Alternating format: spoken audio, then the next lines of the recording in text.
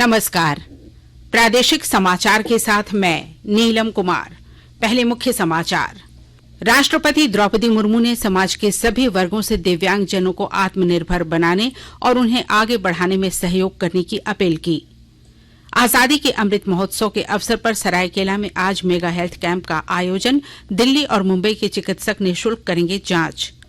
स्कूली शिक्षा व साक्षरता विभाग ने राज्य के सभी सहायक शिक्षकों को 5 दिसंबर तक अपने प्रमाण पत्रों की जांच कराने का दिया निर्देश।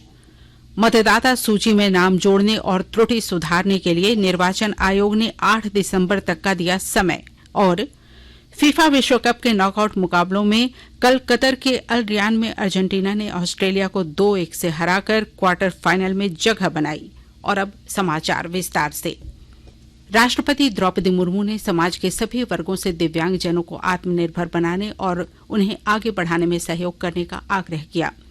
नई दिल्ली में अंतर्राष्ट्रीय दिव्यांगजन दिवस के अवसर पर उन्होंने कहा कि दिव्यांगजनों को सशक्त बनाने के लिए उनमें आत्मविश्वास पैदा करना बहुत महत्वपूर्ण है। दिव्यांगजनों के लिए स्वस्थ वातावरण बनाने की आवश्यकता है ताकि वे सम्मानजनक जीवन जी सकें। सरकार द्वारा ग्वालियर में एक दिव्यांग खेल केंद्र की स्थापना की जा रही है।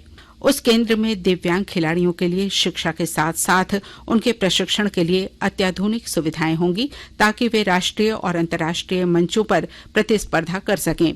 केंद्र सरकार ने देश के विभिन्न हिस्सों में अत्याधुनिक सुविधाओं से lace 14 cross disability integration centre स्थापित किए हैं। इस अवसर पर राष्ट्रपति ने वर्ष 2021 और 22 के लिए राष्ट्रीय दिव्यांगजन सशक्तिकरण पुरस्कार प्रदान किए। आज नौसेना दिवस मनाया जा रहा है। यह दिन वर्ष 1971 में पाकिस्तान के साथ युद्ध में भारतीय नौसेना की भूमिका को सम्मानित करने के लिए मनाया जाता है। इस युद्ध में भारतीय युद्धपोतों ने कराची बंदरगाह पर हमला कर पश्चिमी तट पर पाकिस्तानी कार्रवाई को विफल कर दिया था। इस ऑपरेशन ट्राइडेंट में भारतीय नौसेना ने पीएनएस खैबर सहित 4 पाकिस्तानी पोत डुबो दिए थे और सैकड़ों पाकिस्तानी नौसैनिकों को मार गिराया था। आज का दिन नौसेना की उपलब्धियों और देश की समुद्री सीमा को सुरक्षित रखने में उसकी भूमिका को उजागर करने के लिए भी मनाया जाता है। केंद्रीय विज्ञान और प्रौद्योगिकी राज्य मंत्री डॉक्टर जितेंद्र सिंह ने कहा है कि पिछले 8 सालों में प्रधानमंत्री नरेंद्र मोदी के नेतृत्व में भारत में जैव अर्थव्यवस्था के क्षेत्र में 8 गुना वृद्धि हुई है। उन्होंने कहा कि 2014 में यह $10 अरब का था, जो 2022 में बढ़कर $80 अरब से अधिक हो गया है। डॉक्टर सिंह आज कटरा में माता वैष्णो देवी विश्वविद्यालय में जैव और रसायन प्रौद्योगिकी के क्षेत्र में उभरते रुझान पर अंतर्राष्ट्रीय सम्मेलन को संबोधित कर रहे थे। आजादी के अमृत महोत्सव के अवसर पर जनजातीय कार्य मंत्रालय और टाटा फाउंडेशन के संयुक्त तत्वावधान में आज सरायकेला के काशी साहू कॉलेज परिसर में निःशुल्क मेगा हेल्थ कैंप का आयोजन किया जा रहा है। इस कैंप में देश के टॉप 300 डॉक्टरों की टीम 50,000 मरीजों की जांच करेगी। केंद्रीय मंत्री अर्जुन मुंडा ने लोगों से स्वास्थ्य मेले का लाभ उठाने की अपील की है। दिल्ली और मुंबई से आए सुपर स्पेशलिस्ट डॉक्टरों द्वारा जनजातीय ग्रामीणों का इलाज किया जाएगा।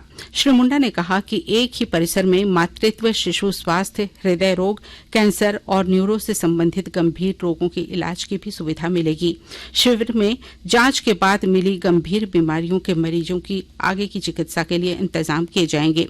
केंद्रीय मंत्री ने बताया कि शिविर में प्लास्टिक सर्जरी और स्टेम सेल थेरेपी सहित अन्य सुविधाएं भी उपलब्ध रहेंगी। झामुमो ने वन संरक्षण नियम 2022 को लेकर कहा है, इस नियम से जनजातीय समुदाय के अधिकारों का हनन होगा। कल प्रेस वार्ता में झामुमो के केंद्रीय समिति सदस्य सुप्रियो भट्टाचार्य ने कहा कि यदि वन संरक्षण नियम 2022 कानून का रूप लेता है तो इससे जंगलों पर निर्भर रहने वाले आदिवासी मूलवासी सहित देश के 20 करोड़ लोग सीधे तौर पर प्रभावित होंगे।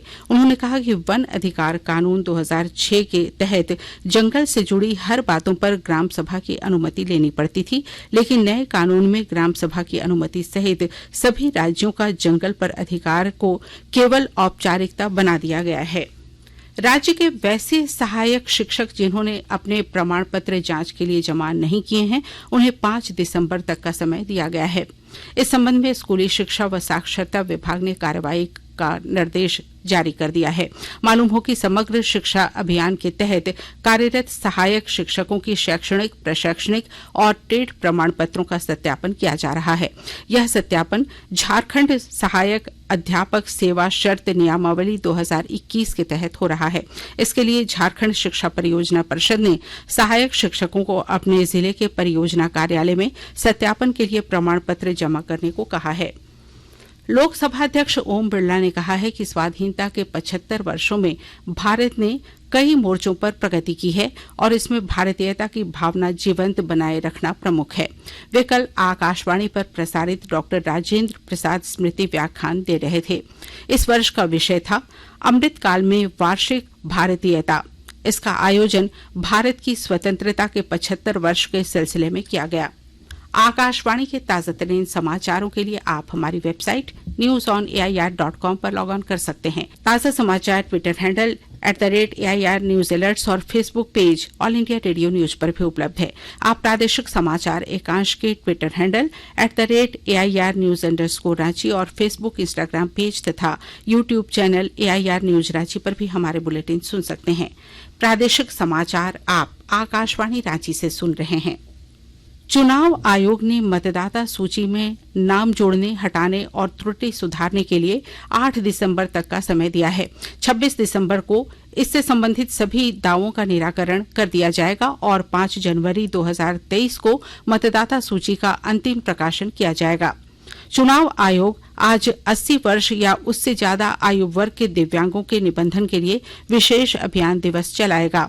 इसके तहत घर घर जाकर मतदाता सूची में पहले से पंजीकृत वृद्ध मतदाताओं का 100% सत्यापन कर छूट गए लोगों का निबंधन कराया जाएगा।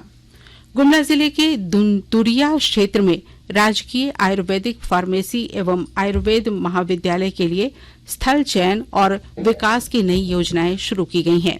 विस्तृत ब्यौरा दे रहे हैं हमारे गुमला संवाददाता।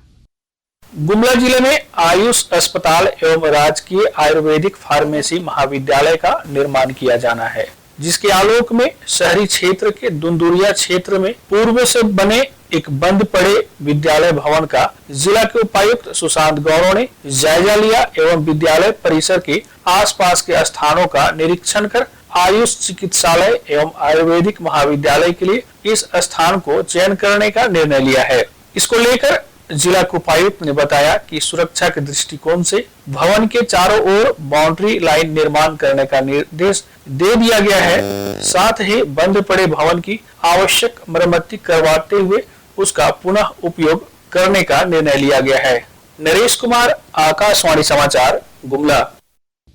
फीफा विश्व कप के नॉकआउट मुकाबलों में कल कतर के अल रियान में अहमद बिन अली स्टेडियम में अर्जेंटीना ने ऑस्ट्रेलिया को 2-1 से हराकर क्वार्टर फाइनल में जगह बना ली है। लियोनेल मेसी ने 35वें मिनट में अर्जेंटीना के लिए पहला गोल किया, जबकि दूसरे हाफ में जूलियन अल्बराज ने गोल कर 2 गोल की बढ़त बना ली। हालांकि ऑस्ट्रेलिया के एंजो फर्नांडिस ने 77वें मिनट में गोल कर बढ़त को कम कर दिया। भारतीय निशानेबाज रुद्राक्ष पाटिल ने मिस्र के काहिरा में international shooting sports federation ISSF president cup का खिताब जीत लिया है। उन्होंने 10 मीटर राइफल के प्लेऑफ में इटली के डेनिलो सोलाजो को 16-8 से हराया। 42 देशों के खिलाड़ी इस प्रतियोगिता में भाग ले रहे हैं। 28 नवंबर से शुरू हुई इस प्रतियोगिता का समापन कल होगा। 18 वर्षीय रुद्राक्ष पाटिल भारत के लिए 2024 पेरिस ओलंपिक के लिए कोटा हासिल करने वाले पहले निशानेबाज हैं। सिमडेगा जिले के पूर्व अंतर्राष्ट्रीय हॉकी खिलाड़ी जस्टिन किरकिट्टा का हृदय गति रुक जाने से निधन हो गया। 75 वर्षीय खिलाड़ी जस्टिन किरकिट्टा को कल कोलेबिरा में हार्ट अटैक होने के बाद इलाज के लिए रांची लाया जा रहा था। इसी बीच रास्ते में उनकी मौत हो गई।